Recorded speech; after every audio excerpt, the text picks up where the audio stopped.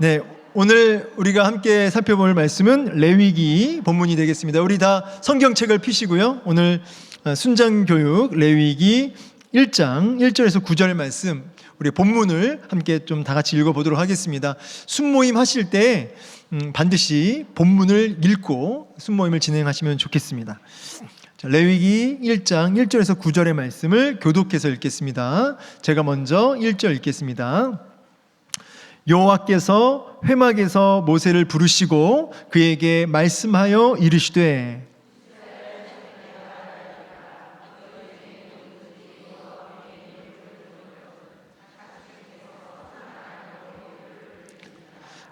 그 예물이 소의 번제이면 흠없는 수컷으로 회막문에서 여호와 앞에 기쁘게 받으시도록 드릴지니라.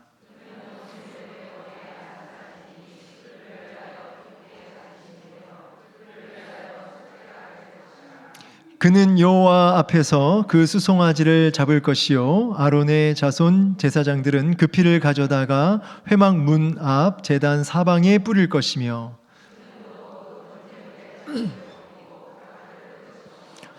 제사장 아론의 자손들은 제단 위에 불을 붙이고 불 위에 나무를 버려놓고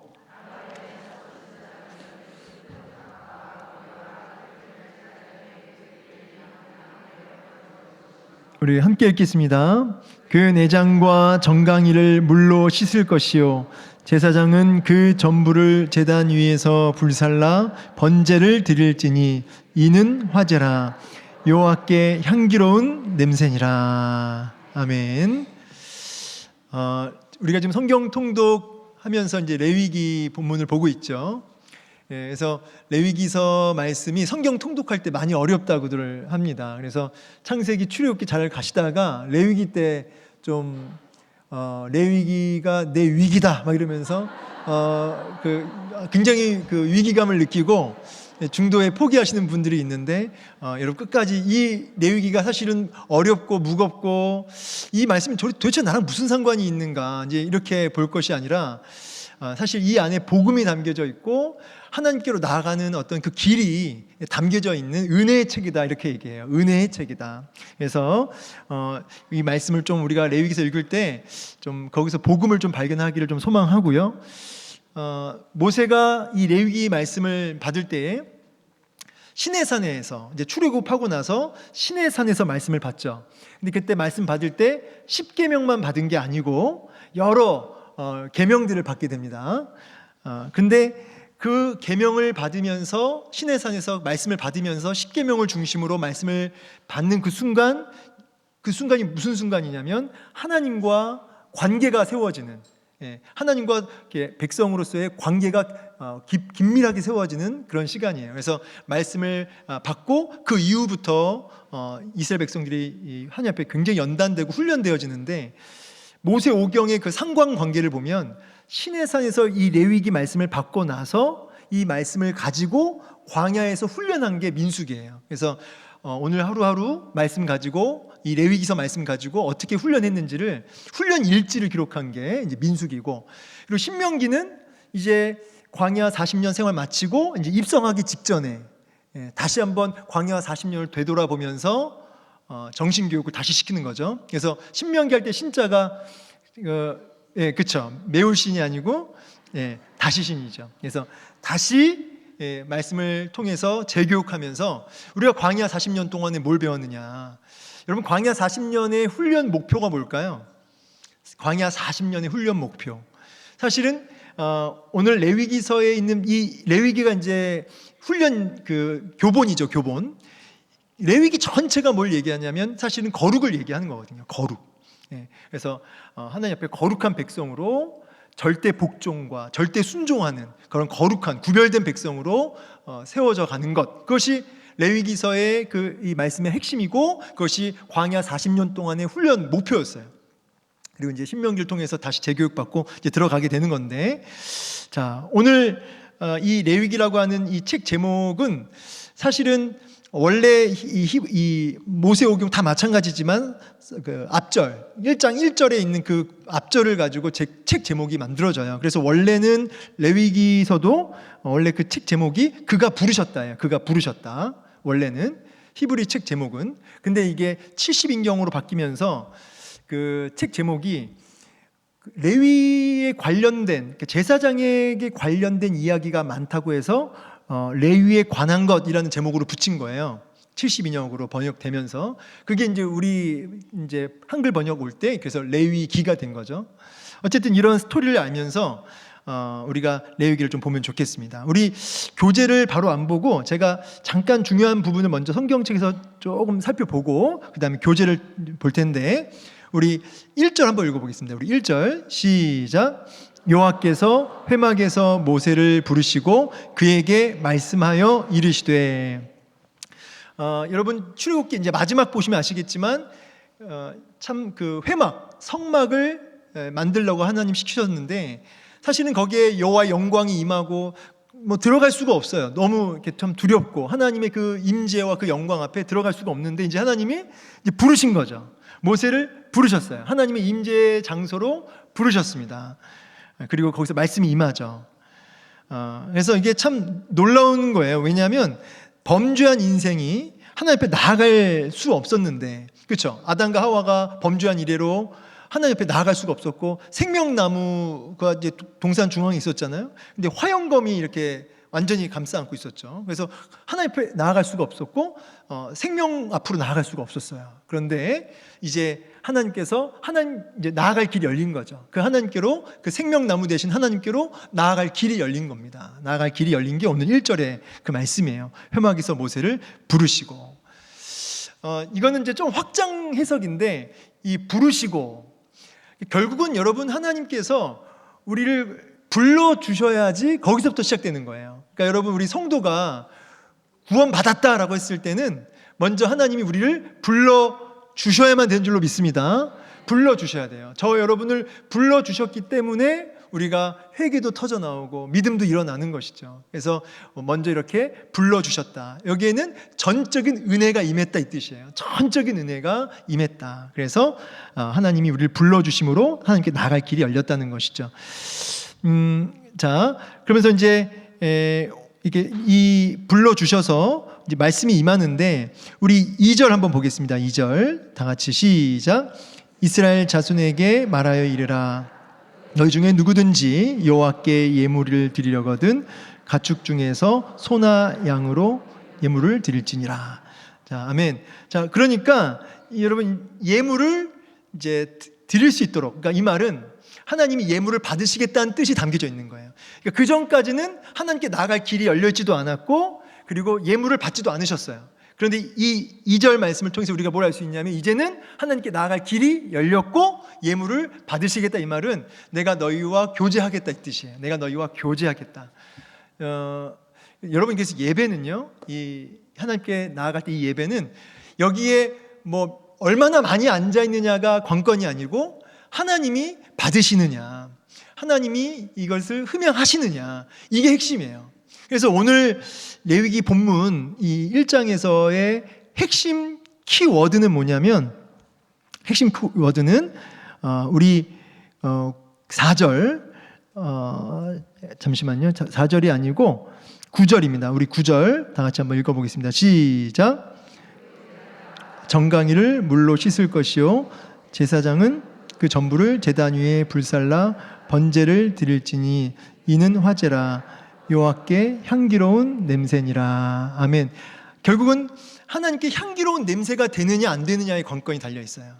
하나님이 받으시기에 기뻐하실 만한 향기로운 제물이냐 아니냐 여기에 담겨져 있습니다. 그래서 우리의 예배는 하나님께 향기로우냐, 하나님 기뻐 받으실 만하냐, 여기에 모든 관건이 달려 있는 거예요. 그러려면 하나님께서 무엇을 기쁘게 받으실까, 이것을 고민하고 이것을 분별하고 이것을 살피는 것, 이것이 예배자의 가장 중요한 자세가 되겠습니다. 그래서 우리는, 성도는 항상 뭘 고민하는 사람들이냐면 하나님이 기뻐하실까, 하나님이 이걸 정말 향기롭게 받으실까, 이것을 고민하면서 자기를 돌아보고 점검하고 살피는, 이것이 뭐냐면 이것이 참된 성도, 하나님 받으시는 예배자의 모습이다라고 할 수 있겠습니다. 자, 우리 그러면 이제 교재를 좀 보도록 하겠습니다. 우리 교재. 우리 교재는 우리 몇 페이지죠? 네, 12쪽. 자, 먼저 우리 이제 박스를 보시면 여기 나와 있어요. 첫 번째, 레위기는 출애굽 사건 이후 이스라엘 백성이 하나님과 어떤 관계로 살아가는지를 가르치는 책입니다. 그래서 결국 하나님의 말씀이 이 십계명을 위시하여 율법이 임했다는 얘기는 이제 하나님과 관계가 이제 세워졌다는 거죠. 하나님 왕과 백성으로서의 관계가 세워진 겁니다. 그래서 이제 어디다가 좀 밑줄을 치냐면요. 이제 그 방금 읽었던 위에서 하나, 둘, 셋, 넷, 다섯, 여섯째 줄 보면 이는 하나님께 나아가는 길이 하나님의 부르심과 은혜로 열렸음을 보여줍니다. 여기다가 밑줄을 치시면 좋을 것 같아요. 하나님께 나아가는 길이 어떻게 열렸냐면 하나님이 불러주셔서 열린 거예요. 하나님께 나아가는 길이 우리의 노력으로 열린 게 아니라 하나님의 은혜로 불러주셔서 열린 것이죠. 근데 이 제사 제도는 부분적으로 열린 거고요. 이게 완전히 열린 게 언제죠? 그렇죠. 예수님께서 오셔서 십자가에 죽으실 때 휘장이 딱 갈라짐으로 지성소로 이제 누구든지 담대하게 예수 그리스도의 보혈의 피를 의지하여 은혜 보좌 앞으로 담대히 나아갈 길이 활짝 열리게 된 것이죠. 근데 이 구약은 이제 부분적으로 열린 거예요. 부분적으로. 자, 예. 그래서 우리 바로 이 문제를 보도록 하겠습니다. 1번. 자, 하나님께서는 왜 모세를 회막으로 부르셔서 제사에 대해 말씀하셨나요? 우리 답을 한번 읽어볼까요? 함께 읽어볼까요? 시작. 하나님께서 죄인된 인간에게 다시 하나님께 나아갈 길을 열어주시기 위함입니다. 아멘. 아까 제가 이제 서두에 얘기했지만 결국은 이 모든 제사는 뭘 보여주는 거냐면 복잡하고 참 힘들고 어렵지만 이 모든 제사는 철저하게 하나님께 나아갈 길이 열렸다라고 하는 것을 보여주는 거죠. 그래서 복음이라는 거예요. 이 제사가 복잡하고 우리를 막 올가매고 힘들게 하는 것처럼 보이지만 사실은 그 핵심은 뭐냐면 이제 하나님이 우리를 받아주시겠다. 이제 하나님께서 우리와 교제하시겠다라고 하는 복음이 은혜가 이 제사 안에 담겨져 있다는 거죠. 그래서 그 핵심은 은혜예요. 은혜. 하나님께 나아갈 길이 열렸다라고 하는 은혜. 근데 이 구약의 제사는 복잡하잖아요. 힘들잖아요. 돈도 엄청 많이 들어요. 그 짐승 바칠 때 물론 하나님께서 좀 가난한 사람은 비둘기나 뭐 소제나 이런 걸로 받으시기도 하지만 기본적으로 제사 자체가 너무너무 뭐 해야 될 거 하지 말아야 될 거 오늘 우리가 성경 통독하셔서 아셨겠지만 뭐 부정한 짐승, 정한 짐승 해가지고 얼마나 그 구별하고 분별하고 따지고 들 게 얼마나 많은지 몰라요. 너무너무 복잡해요. 근데 그렇게 힘들게 겨우겨우 그야말로 목숨 걸고 잘못하면 죽으니까 정말 목숨 걸고 힘들게 제사를 드려서 하나님께 겨우겨우 나아가는데 우리는 어때요? 오늘 예수 그리스도 안에 있는 우리는 어떻게 돼요? 복잡한 제사가 필요 없어요. 비용도 안 들어요. 뭐 짐승 잡을 필요가 없어요. 너무너무 비용도 없이 그냥 언제든지 하나님께 직접 나아갈 수가 있어요. 예수님을 통해서. 근데 여러분 우리가 그 구약은 이렇게 아주 값비싸게 제사를 드렸는데 오늘 우리는 그럼 과연 값싼 예배가 되느냐? 그렇지 않다는 거예요. 우리는 하나님께서 자신의 아들 예수 그리스도를 희생 제물로 드리셨잖아요. 그러니까 사실은 구약하고는 비교할 수 없을 만큼 아주 값비싼 제물을 드리셨단 말이에요. 그러니까 우리의 예배가 절대로 가벼운 예배가 아니라는 거예요. 그래서 우리 예배자는 지금 비록 내가 뭐 제물을 드리는 것도 아니고 복잡한 뭐 어떤 순서가 있는 것도 아니지만 예수 그리스도 앞에 감격하고 내가 오늘도 이렇게 예배 드릴 수 있음이 하나님의 은혜이구나. 이거를 정말 자각하면서 감격하면서 그렇게 예배를 드려야 될 줄로 믿습니다. 그러니까 그래서 준비된 모습이 있어요. 준비된 모습, 사모하는 모습, 기대하는 모습, 그런 모습과 마음의 자세를 가지고 예배 가운데 임할 수 있어야겠다. 자, 2번 번제 제물은 왜 흠없는 수컷으로 해야 하나요? 답을 읽어보겠습니다. 시작. 하나님께 드려지는 제사는 온전하고 완전해야 하기 때문입니다. 자, 흠없는 수컷, 그러니까 온전함을 얘기하는데 온전함, 완전함. 그러니까 하나님 앞에 드려지는 제물이 온전해야 됐고 완전해야 됐어요. 여기에 담겨져 있는 그 교훈은 뭐냐면 교훈은 우선순위예요. 우선순위. 하나님께 드려질 때 어떤 흠이 있고 불완전한 이제 이런 거를 안 드리고 가장 온전한 걸로 드리려면 고르고 골라야 돼요. 그러니까 정말 우선순위를 가지고 드려질 수 있어야 된다는 것이죠. 그래서 이 안에는 우선순위가 있어야 된다는 거예요. 그래서 여러분 그 박스에 보면은 그 마지막 줄에 최선과 전부를 드리는 자리. 그러니까 제사는 최소한의 희생이 아니라 나의 최선을 드리는, 나의 전부를 드리는 자리였다. 그래서 온전하고 완전한 제물을 드린다라는 메시지 안에는 그 예배자의, 제사자의 우선순위가 담겨져 있습니다. 그래서 우리 나눔 1번은 뭐냐면, 나눔 1번 제가 읽어드릴게요. 요즘 나의 신앙생활에서 하나님께 남겨둔 것이나 아끼고 있는 영역이 무엇입니까? 최근 한 달 동안 내가 하나님을 기쁘시게 하는 일보다 내 편안함을 선택했던 상황은 언제였고 어떤 선택을 했으며 그때 하나님 앞에서 어떤 마음이 들었는지를 우리 나누어 봅시다.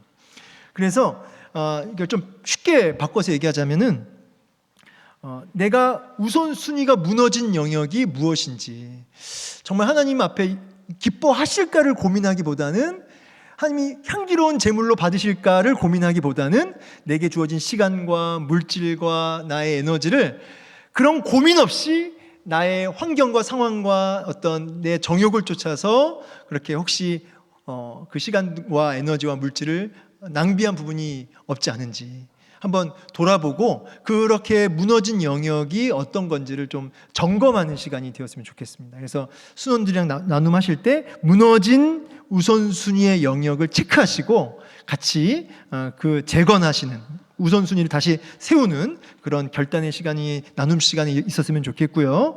우리 뒤에 3번 보겠습니다. 제사장이 아닌 제사자가 직접 제물을 잡고 씻고 각을 뜨게 한 이유는 무엇입니까? 우리 답을 읽어보겠습니다. 시작. 드려질 제물을 제사자와 일체화시키기 위함이며 자신을 하나님께 드리는 헌신과 결단의 역사가 일어나도록 하기 위함입니다.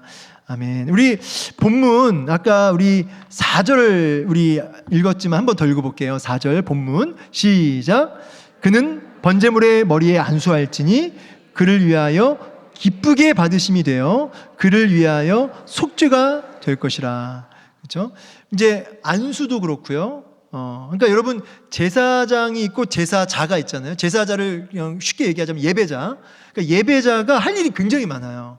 우리는 제사장이 많은 걸 할 것처럼 보이지만 실상은 예배자, 제사자가 할 일이 굉장히 많다. 그래서 안수도 그렇고 짐승에게 안수하는 것도 그렇고 짐승을 잡는 것도 누가 해요? 제사자가 하는 거죠. 가죽을 벗기고 각을 뜨고 그다음에 내장을 씻고 이런 일련의 모든 과정을 누가 하냐면 제사자가 하는 거예요. 이걸 왜 이렇게 하냐면 일체화. 그러니까 이 우선순위를 가지고 고르고 고른 흠없는 귀한 그 제물을 갖고 왔잖아요. 거기다가 안수를 하면서 이제 죄 정가, 내 죄가 이 짐승에게 전가되는 거죠. 근데 그 짐승을 잡을 때 이 내 죄 때문에 이 짐승이 죽는구나 하면서 내가 죽어야 되는데 이 짐승이 죽는구나 하면서 정말 모르겠어요. 제가 직접 이 제물을 바쳐보는 자리에 있진 않았겠지만 않아서 모르겠지만 정말 귀한 제물을 갖고 와서 안수하고 그 제물을 잡을 때 정말 가슴 아프지 않을까요? 정말 어떤 눈물을 흘리면서 제물을 잡았을지 모르겠어요. 근데 그 제물을 잡으면서 내가 죽어야 되는데, 내가 죄값을 치러야 되는데, 그러면서 이제 가죽을 벗겨내고 각을 뜨면서 사실은 자신의 그 옛 그 자아, 자기의 그 거짓된 자아를 이제 깨트리는, 자기 옛사람을 뜯어내는 이제 그런 회개의 시간도 될 수 있다는 거예요. 그리고 이제 내장을 씻어내면서 그 찌꺼기들, 그 오물 이런 게 있었을 거 아니에요. 그런 걸 다 씻어내면서 하나님 앞에 회개하는 시간을 가질 수 있는 그런 시간이 되었다라고 해요. 그래서 이 짐승을, 그래서 예배자가 직접 수고스럽지만 그 일을 다 해야 되는 거예요. 그래서 우리도 하나님 앞에 나아가 예배할 때마다 이런 그런 예수 그리스도께서 희생 제물 되셔서 돌아가심과 나의 죄를 위해 대신 죽으심, 이런 것들을 우리가 끊임없이 묵상하고 그렇게 철저한 회개가 터져 나오는 그런 예배가 되어야 할 줄로 믿습니다. 일종의 체험학습이에요. 체험학습. 그리고 제가 느낄 때 이 체험학습이 굉장히 효과가 좋았고, 오늘 신약 시대로 와서 체험학습은 성찬식이에요. 성찬식. 이번 주일이 성찬식이죠. 성찬 주일이 있습니다. 그래서 정말 예수 그리스도를 깊이 묵상할 수 있는 그런 성찬 주일, 또 체험 학습이 되었으면 좋겠습니다. 자, 마지막 4번. 오늘 우리는 제사를 드리지 않는데 번제의 원리는 어떻게 적용할 수 있을까요? 다 같이 읽어볼까요? 번제의 원리는 예수 그리스도 안에서 완성되며 오늘날 성도는 예수님의 희생에 근거하여 자신의 전 존재를 하나님께 드리는 삶으로 이를 적용할 수 있습니다. 자, 그래서 번제는 결국 하나님께 완전히 다 태워 드리는 것이죠. 예, 그래서 여기서의 핵심 교훈은 뭐냐면 우리 박스 밑에서 두 번째 줄, 성도는 그 은혜에 감사하며 반응하는 삶으로써 삶의 중심과 주도권을 하나님께 드려야 합니다. 그래서 삶의 중심, 그러니까 나의 삶의 전 영역에서 하나님 앞에 드려지는, 이제 이 부분을 얘기하고 있는 것이죠. 번제의 원리는 완전히 드려지는 거예요. 완전히. 전부 드려지는 거예요. 전부. 그래서 여러분 삶도 이 예배가 여기서만 예배가 아니라 충영교회 예배당 안에서만 그 예배가 아니라 나의 삶 전 영역에서를 하나님께 바쳐라, 드려라, 그 메시지가 있는 것이죠. 우리 나눔 2번 제가 읽어드리고 이제 마치도록 하겠습니다. 하나님께서 오늘 나의 하루를 제물로 받으신다면 지금 내 삶 가운데 씻기지 않은 부분은 무엇이라고 느껴지나요? 사람에게 숨기고 있지만 하나님 앞에 감출 수 없는 그 영역을 고백하며 구체적인 돌이킴과 결단을 나누어 봅시다. 그래서 삶의 전 영역을 드려야 되는데 드리지 못한 부분이 무엇이 있는가, 한번 그런 부분들을 나누어 보는 시간이 되었으면 좋겠습니다. 자, 오늘 말씀은 마무리가 되고요. 오늘 이 레위기서를 계속 묵상하시면서 또 순나눔 하시면서 어떻게 하면 하나님과 더 긴밀한 교제 속으로, 어떻게 하면 하나님 앞에서 거룩한 백성으로 살아갈지를 좀 고민해 볼 수 있는 그런 시간이 되었으면 좋겠습니다.